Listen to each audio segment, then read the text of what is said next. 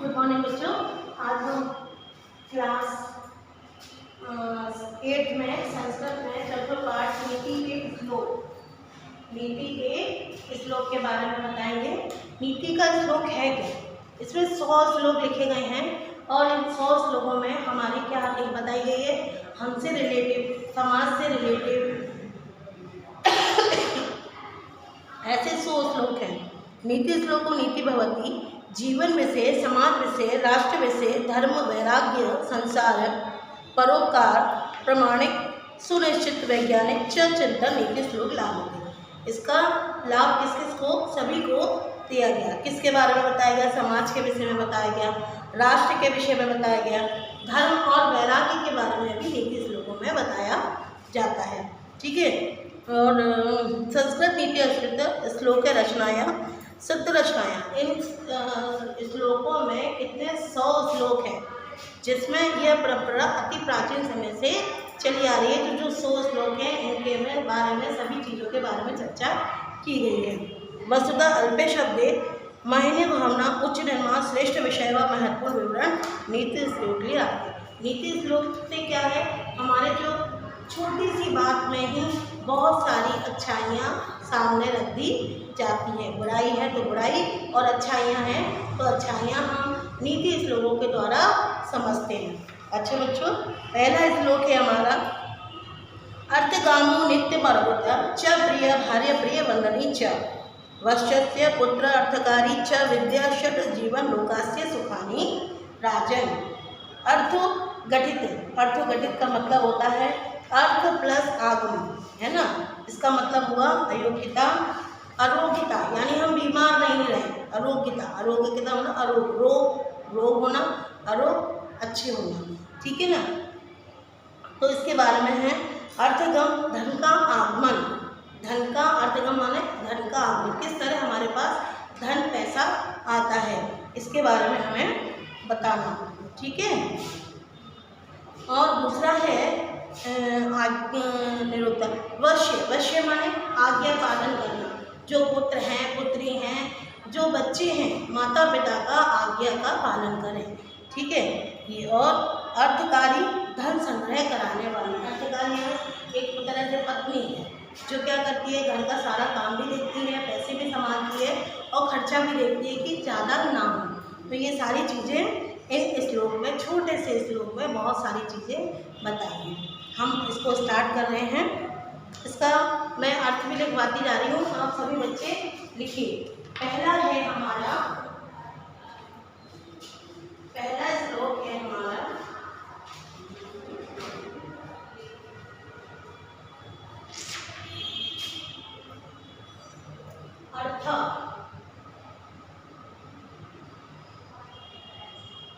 अर्थगमो नित्य अमरोगिता।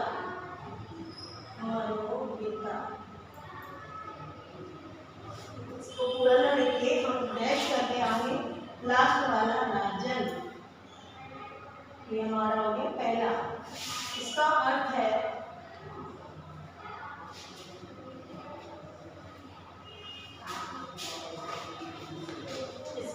होगा हिंदी में नित्य धन का आगमन, नित्य धन का आगमन, निरोग काया, निरोग रहना, है ना, निरोग रहना, मीठा बोलना, मीठा बोलने। कौन मीठा बोलता है? मीठा बोलने वाली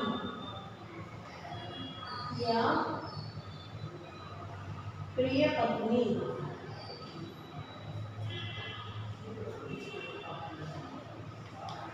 मीठा बोलने वाली व प्रिय पत्नी। आज्ञाकारी,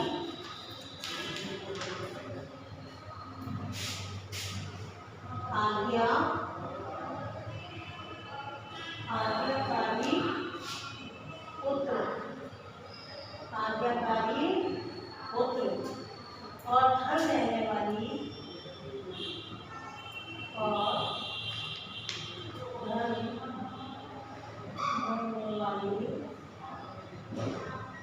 विद्या। धन कौन देता है? जब तक हम किसी चीज़ की शिक्षा ग्रहण नहीं करेंगे हम कैसे कुछ कमा पाएंगे, है ना। तो उसमें क्या है, धन देने वाली कौन हुई? सबसे बड़ी विद्या हुई। जब तक हमें किसी चीज़ की शिक्षा नहीं मिलेगी हम धन नहीं कमा सकते। ठीक है, धन देने वाली विद्या।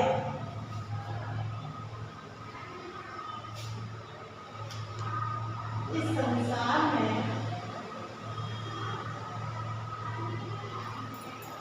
ये छह सुख हैं, ये छह सुख है। ठीक है, दूसरा अर्थ है हमारा अयुक्तम स्वाभिमानो। दूसरा अर्थ कौन सा है बेटा? दूसरा है हमारा अयुक्तम स्वाभिमानो युक्तम युक्तम निष्ठ च दूषणम अमृतम रहा वे मृत्यु विषम संकर दूषणम। यह हमारा दूसरा है। इसका अर्थ हुआ, इसका जो अर्थ है हमारा वो होगा बेटा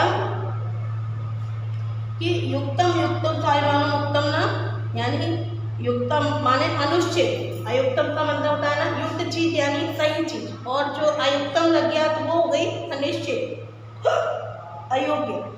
स्वाभिमान यानी समर्थ जन का, युक्तम माने उचित या उपयोगी, उचित या उपयोगी है ना। अमृत माने अमृत है ना, ये तो सभी जानते हैं।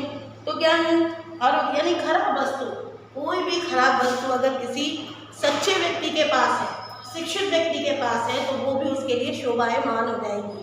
और जो व्यक्ति जिसके पास अच्छी चीज़ है और जो नीच है, जिसको कुछ नहीं समझ में आता, अशिक्षित है, उसके पास भी अच्छी से अच्छी वस्तु भी उसके लिए कोई मायने नहीं रखेगी, है ना। जिस तरह अमृत है ना, जिस तरह अमृत, इसमें लिखा हुआ है, देखो बेटा क्या लिखा है, अमृत रहा वे मृत्यु। अमृत के रहते हुए भी राहु को मृत्यु मिली। क्यों मिली? जब विष्णु भगवान समुद्र मंथन के समय जब अमृत निकला था तो उस समय राहु ने क्या किया था, वो देवताओं का रूप धारण करके वहाँ देवताओं की लाइन में बैठ गए थे। तो जैसे विष्णु भगवान को शक हुआ, उन्होंने अपना चक्र से राहु की गर्दन काट दी। तो क्या हुआ, अमृत पीने के बाद उसको क्या मिला, मृत्यु मिली। ठीक है, विष शंकर भूषण। और यही जो विष है जो शंकर भगवान ने अमृत समुद्र मंथन के समय पी लिया था, वो उनका क्या हुआ, क्यों पिया था? क्योंकि वो संसार का हित चाहते थे। क्यों चाहते थे? वो संसार का हित चाहते थे, इसीलिए वो जहर भी उनके लिए एक गहने का रूप धारण कर लिया। समझ में आया बच्चों? हमेशा सबके लिए अच्छा सोचें, किसी का बुरा और शिक्षित रहें। ठीक है, इसका अर्थ हम लिखेंगे। दूसरे का अर्थ है हमारा, दूसरे का है अयुक्तम। अयुक्तम शंकर भूषणम।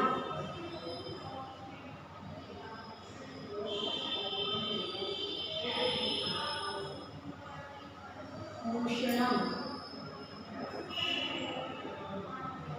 शंकर भूषणम। इसका अर्थ हुआ खराब वस्तु भी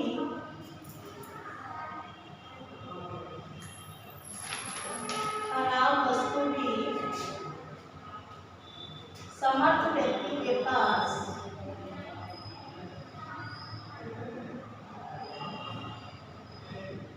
व्यक्ति की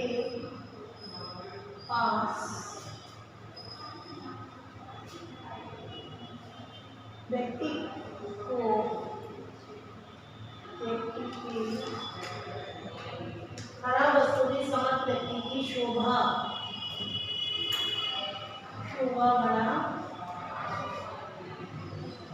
बन जाती है।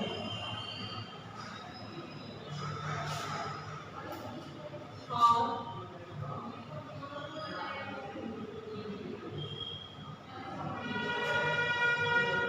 नीच की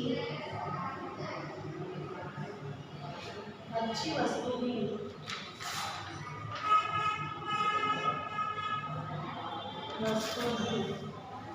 नीच की अच्छी वस्तु भी क्या बोला उन्होंने, नीच की अच्छी वस्तु भी क्या करती है? नीच की अच्छी वस्तु भी उसका दोष बन जाती है, उसका दोष बन जाती है।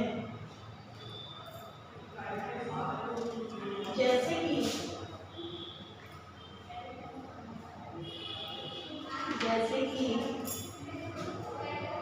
अमृत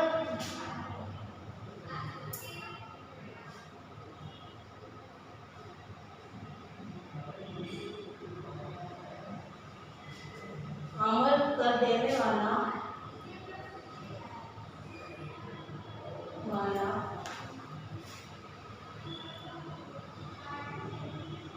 होते हुए भी, अमृत कमल कर देने वाला होते हुए भी राहु को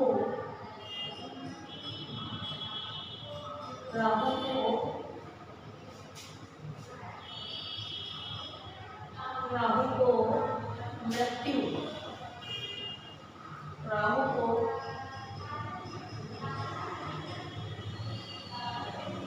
अमृत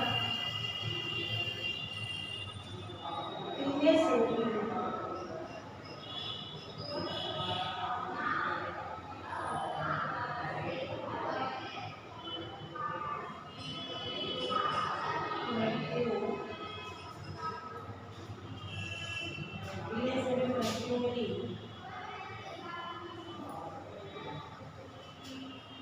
और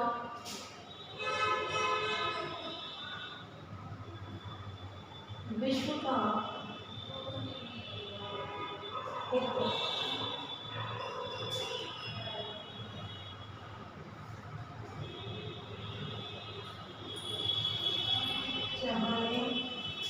विश्व का एक चाहने वाले सामर्थ्यवान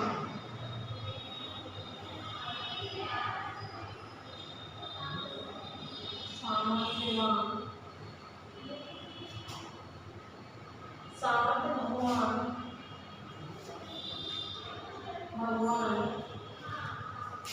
शंकर, सामर्थ्यवान भगवान शंकर का विश्व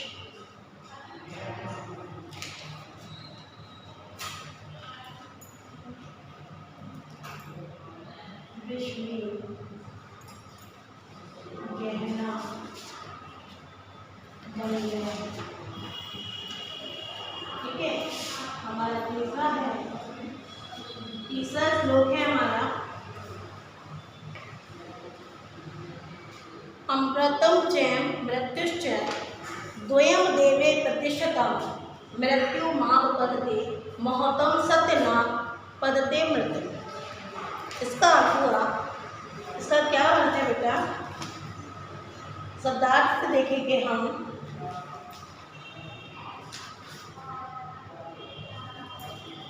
मृत्यु पदते यानी मृत्यु हो पाता है, और देह माने शरीर।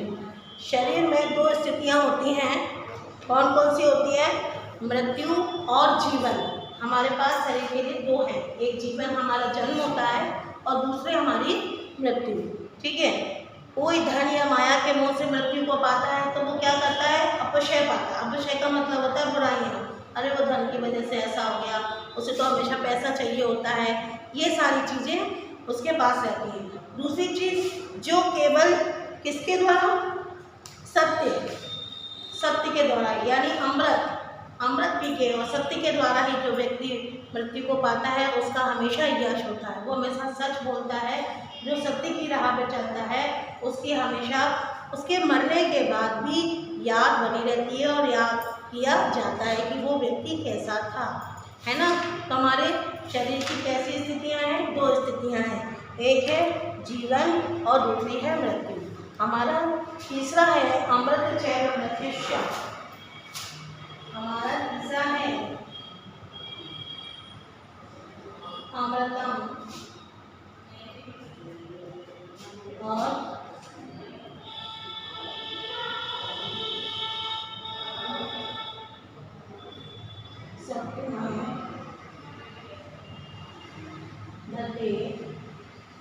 सत्यधा उदेते मृतम। यह हमारा तीसरा है। इसका अर्थ हुआ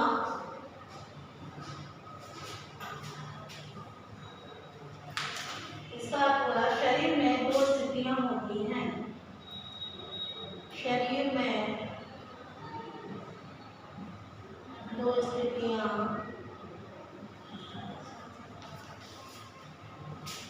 अमृत अर्थात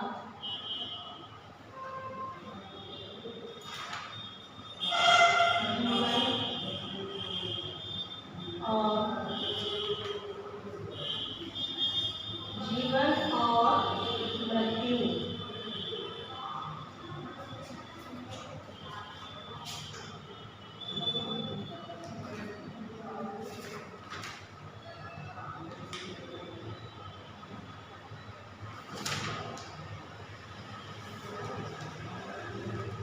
कोई धन या माया का धन या माया के मोह से मृत्यु पाता है।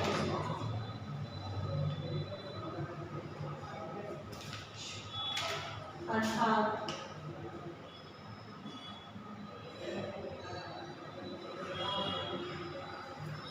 मरने के बाद उसका अक्षय अपयश होता है और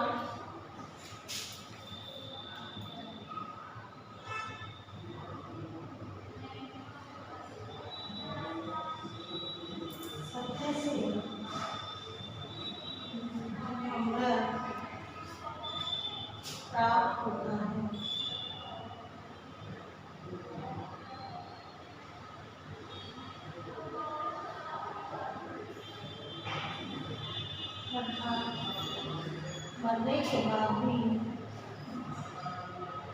मरने के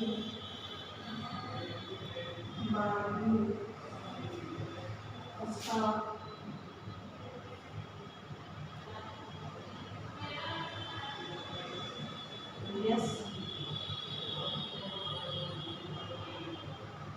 संसार में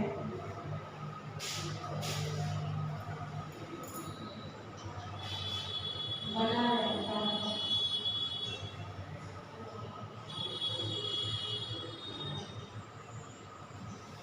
ठीक है, ये हमारा तीसरा है। इसके बाद हमारा चौथा श्लोक है आपतस्यु मित्र जानीयादियुद्धे शुरम धनेषु चित्तम भार्या शिक्षेणु वित्तेषु व्यसनेषु च वाहवा। आपतेषु का मतलब होता है बच्चों अपतेषु। अपतेषु का मतलब हुआ हमारा आपत्तियों से, मतलब हमें दिक्कत है, परेशानी है ना। और व्यसनेषु माने संकट का समय, बहुत इस समय क्या चल रहा है, कोरोना चल रहा है, तो ये कौन सा समय हो गया, अपतेषु यानी कि संकट का समय। ठीक है, व्यसनेषु। और जानीयान माने जानना चाहिए, और वागमान माने भाइयों का, बंधु भाव माने भाइयों का कहना और पहचान होनी चाहिए। तो इसका अर्थ होगा हमारा चौथा है आपतस्यु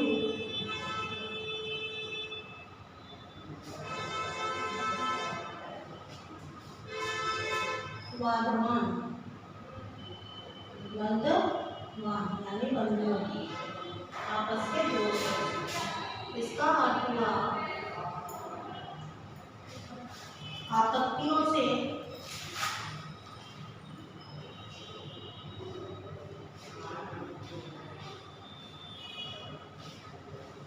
आपत्तियों में मित्रों को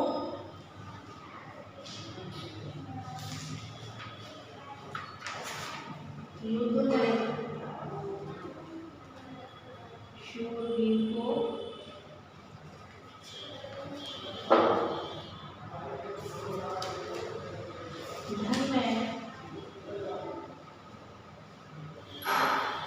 पवित्रता या ईमानदारी,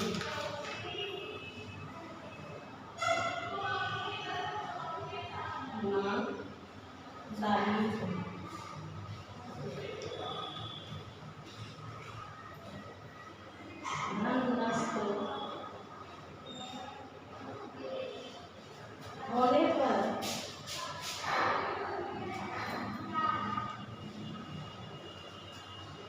धन नष्ट होने पर पत्नी को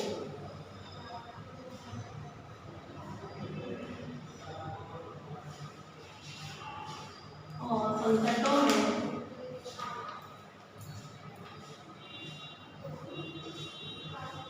बंधु बांधव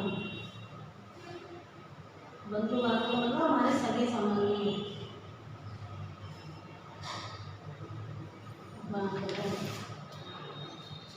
बंधु बांधवों को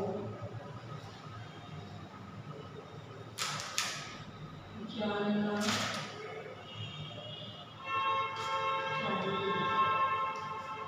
अर्थात परखना चाहिए।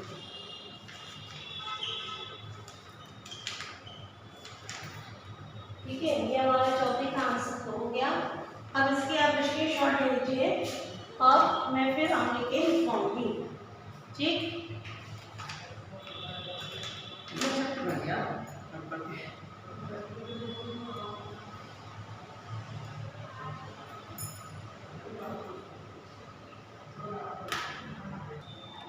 हाँ बच्चों, आगे हमारा आता है पांचवा श्लोक। 4 श्लोक हो चुके हैं, अब 5वां है हमारा।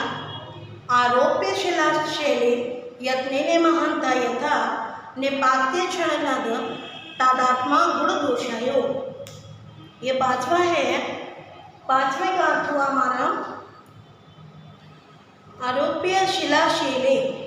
आरोप्य शिलाशैले का मतलब हुआ बेटा आरोप्य माने चढ़ाई जाती है, यानी कोई भी भेंट है ना, कुछ भी चढ़ाना है। निपात्य माना गिराई जाती, कोई हम अपनी आंखों पे चढ़ाना या किसी को गिराना, ये चीज़ें हैं। आरोप्य चढ़ाई जाती है, निपात्य गिराई जाती है। तदात्मा माने वैसे ही प्राणी, जिस तरह चढ़ाना और गिराना, उसी तरह तदात्मा माने आत्मा है ना, वैसे ही प्राणी व्यक्ति। गुण दोष माने गुण और दोष। ठीक, इसका है जैसे किसी पहाड़ पर अर्थात ऊंचे स्थान पर हम चढ़ के जाते हैं। कहाँ पर चढ़ के जाते हैं? हम किसी ऊंचे स्थान पर हम जब चढ़ के जाते हैं तो क्या होता है, पत्थर की शिला हमें बहुत भारी प्रतीत होती है। ऐसा लगता है कि हम बहुत थक चुके हैं, अब हम ऊपर तक नहीं जा पाएंगे और हमें वो शिला बहुत ऊंची और दिखाई देती है। ठीक है ना, और ऊपर से नीचे क्षण में गिरा देती है। और हम जब ऊपर से जब नीचे आते हैं तो हमें पता ही नहीं चलता कि हम कब नीचे आ गए। इसीलिए ये कहाँ है। उसी तरह गुण भी बड़ी मेहनत से मिलते हैं और दुर्गुण सरलता से मिल जाते हैं। यानी हमें अच्छाइयाँ तो बहुत मेहनत से मिलती हैं, लेकिन क्या बुराइयाँ और गलतियाँ हमारे संग बड़ी जल्दी हो जाती है। इसीलिए गुणों को अपनाना है, अवगुणों को नहीं, दोषों को नहीं। ठीक है, ये 5वें का अर्थ लिखेंगे हम। 5वें का अर्थ है आरोप्यशीलो।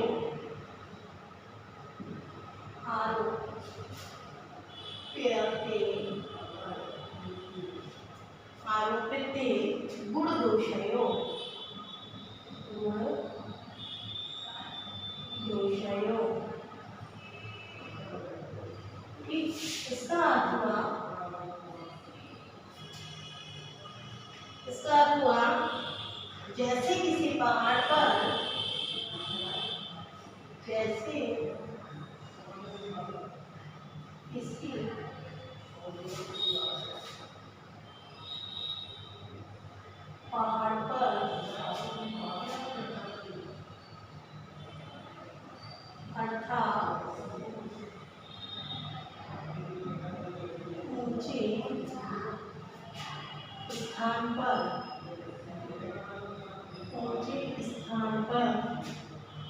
कोई पत्थर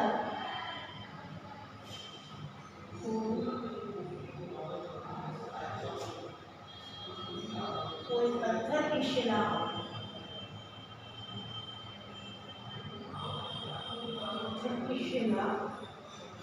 भारी प्रति से चढ़ाई जाती है। भारी पत्थर की शिला, जब हम ऊंचे पहाड़ पर चढ़ते हैं और काफ़ी भारी पत्थर की शिला हमारे हाथ में होती है, उसे ऊपर ले जाना होता है, तो वह हमें कैसी लगती है? बहुत भारी प्रतीत होती है। भारी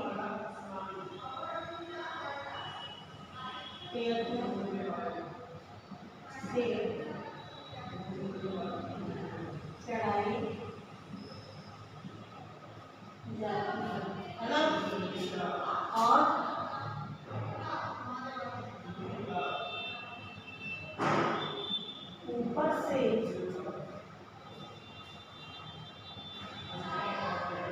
ऊपर से नीचे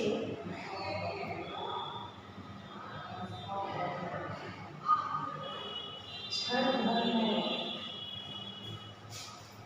गिराती जाती है। उसी तरह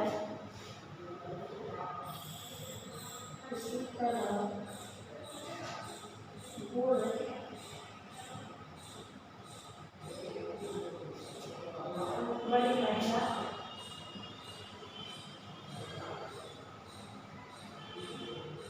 से मिलते हैं।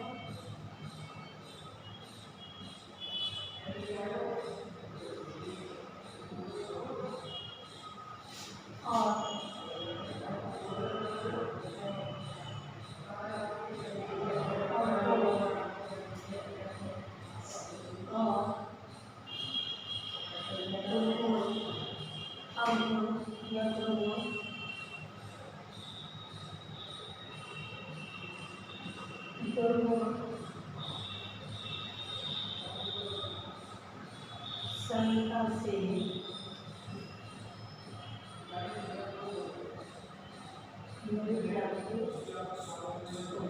समझ में आया बच्चों कि हम पहाड़ पर जब चढ़ते हैं कोई शिला को लेके, तो ऐसा लगता है कि हमें बहुत भारी प्रयत्न से हमें ऊपर ले जाना है, और वही शिला जब हम नीचे धकेलते हैं तो क्षण भर में वो नीचे पहुंच जाती है।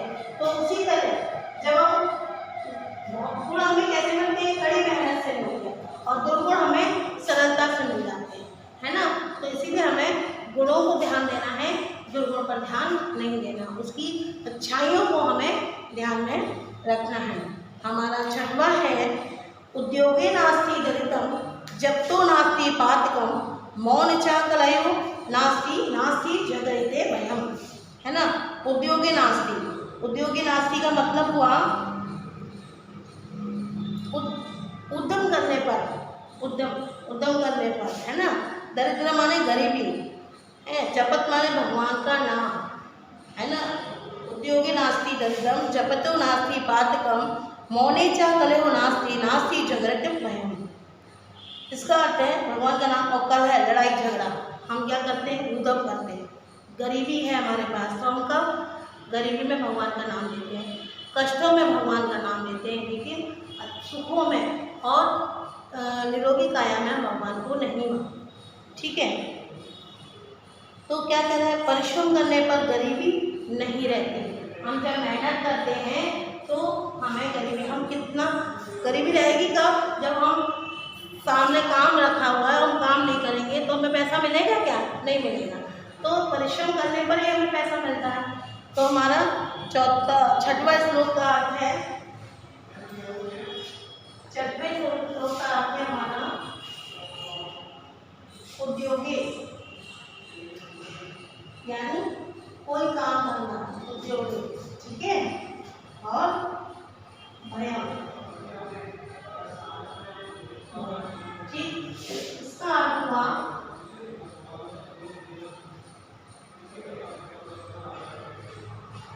परिश्रम करने पर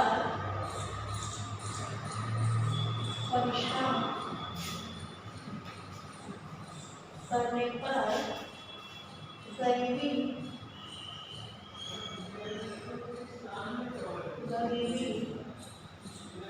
नहीं रहती।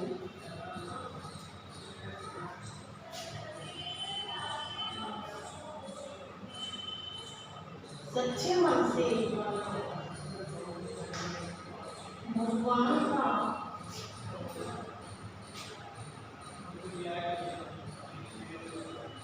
जप करते हुए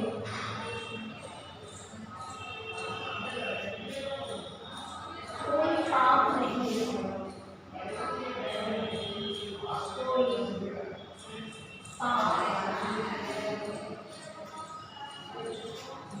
कोई पाप नहीं हो सकता, नहीं हो सकता। मौत रहने पर मौत रहने पर झगड़ा नहीं होता, झगड़ा नहीं होता। और जागते रहने पर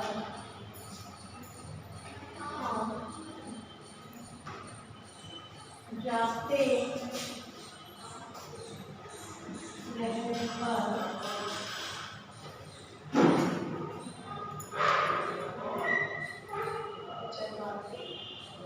जगाते रहने पर अर्थात सचेत रहने पर अर्थात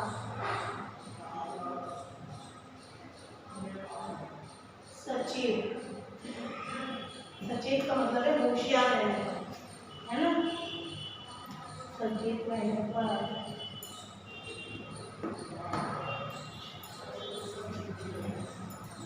चोर आदि का भय नहीं होता। ठीक है, ये हमारा सिक्स्थ हो गया कि जब तक हम परिश्रम नहीं करेंगे हम गरीबी बने रहेंगे, इसलिए हमें परिश्रम करना चाहिए।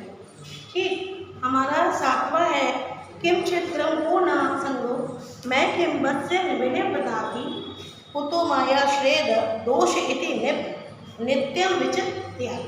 यानी हमारा सातवां श्लोक है क्वेश्चन नंबर श्लोक नंबर 7। ठीक, इसका संग माने संग, ठीक, और छिद्र माने दुर्बलता, गलती, बुराई, है ना। और संग माने असंकित मोह, संगत में वह कौन सी वस्तु जो पतनशील नहीं है। और माया श्रेय माने मुझ में आते हैं, और विचेत माने चिंतन करना, मुझे चिंतन करना। ठीक है, इसका 7 का है कि छिद्र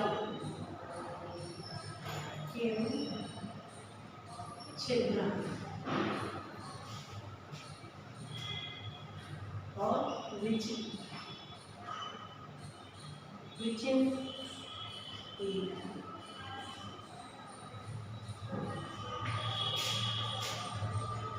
अर्थ हुआ हमारा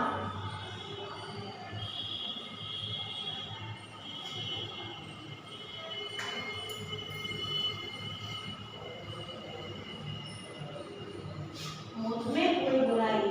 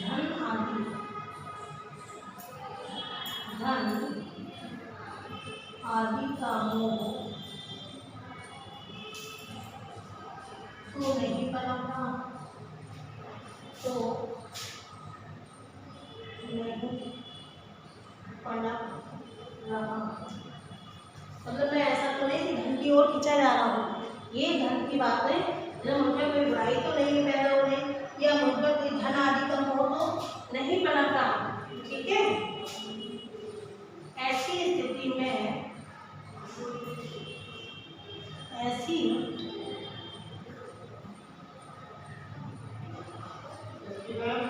कौन सी वस्तु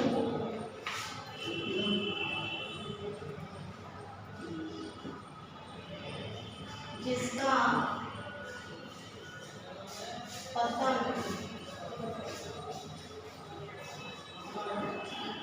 नहीं होता तथा मुझमें कहीं कोई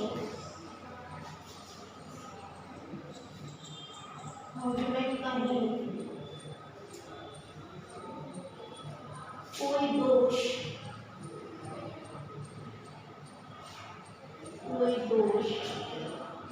तो नहीं।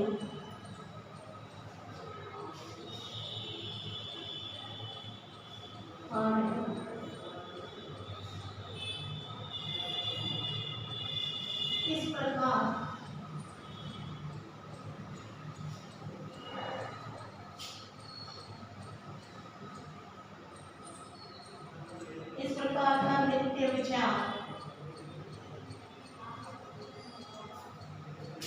या चिंतन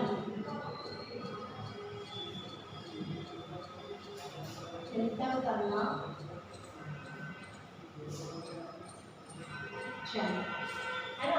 हम क्या है, कहीं मेरे में कोई दोष तो नहीं, कोई बुराई तो नहीं, या धन का मुझे कोई लालच तो नहीं आ रहा। ऐसी कौन सी वस्तु है जिसका मेरे अंदर पतन होने लगा, तो पतन होने उसमें कहीं कोई दोष तो नहीं आ रहा। इस सारी प्रकार के नित्य हमें विचार और चिंतन करते रहना चाहिए, जिससे हम उसमें दलदल में नहीं रखेंगे। ठीक है, हमारा 8वां है गुणेषु क्रियातम यत्न किम्माटोपे व्याघ्रम, है ना। विक्रियन्ते च घट विभागम क्षीर विरजतया। ठीक, इसका हमारा 8वां है। तब तक आप इसका स्क्रीनशॉट लीजिए, हम 8वां और 9वां भी लिखवाएंगे।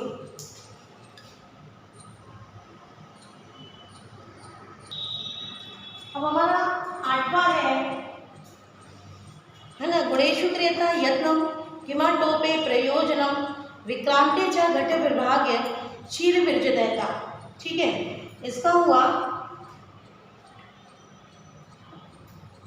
गुणेषु क्रियाता यत्नम किमाटोपे, यानी गुणेषु माने गुण के उपार्जन में प्राप्त करने में, और किमेटो माने बाहरी आडंबरों से क्या। ठीक है, घटावे माने घंटा लटकना, यानी मुसीबतें लटकना। ठीक है, इसका हम अर्थ लिखेंगे। ये है हमारा 8वां नंबर का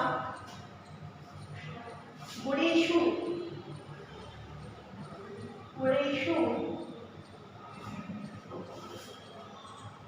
और क्षीर विभाज्यता।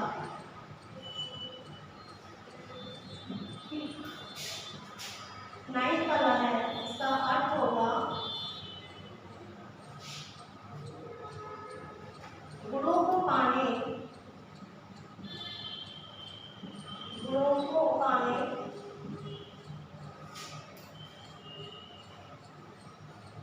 या प्राप्त करने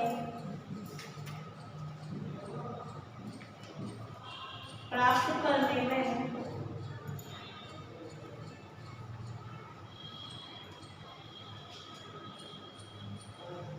गुणों को पाने का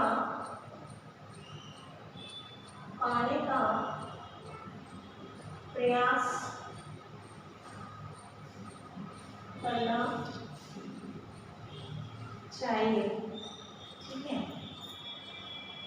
बाहरी आडंबरों,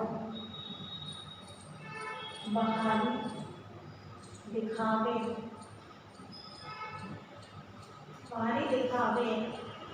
से क्या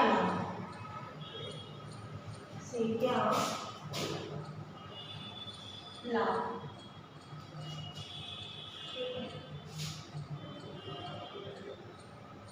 दूध ना देने वाली गाय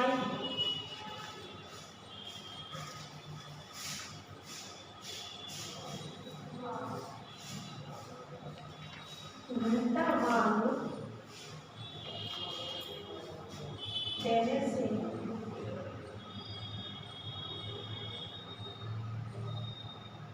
बाजार में नहीं बिकती, नहीं बिकती।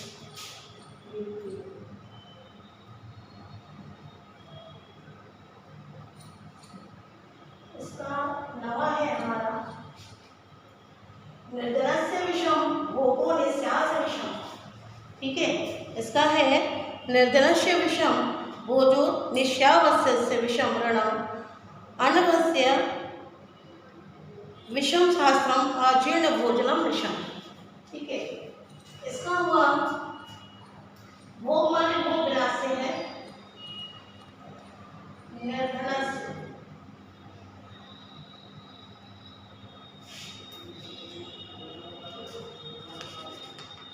विषम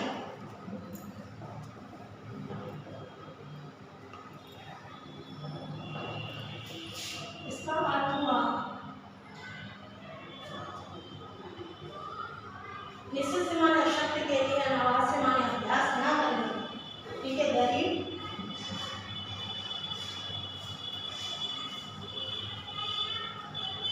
के लिए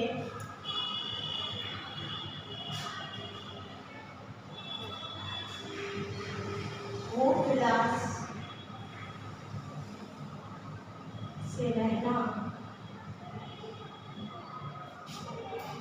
विष है।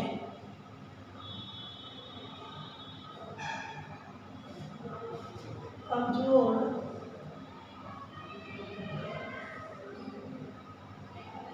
व्यक्ति के लिए, कमजोर व्यक्ति के लिए युद्ध करना विष है।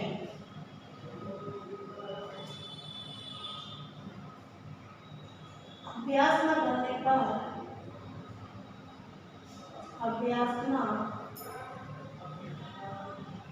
करने पर शास्त्र कोई भी विद्या विष है और अपच यानी हाजमा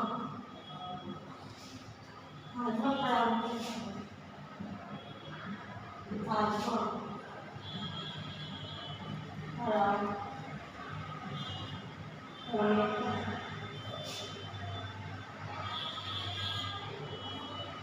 भोजन करना